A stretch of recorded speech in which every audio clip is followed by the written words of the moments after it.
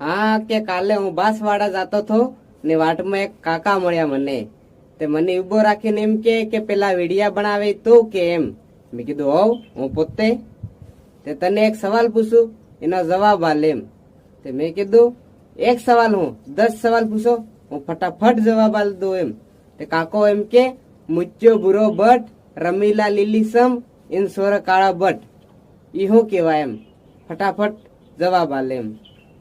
હું વિચાર કરીને થાક્યો, મને કઈ સમજ નહીં પડી શું કહેવાય.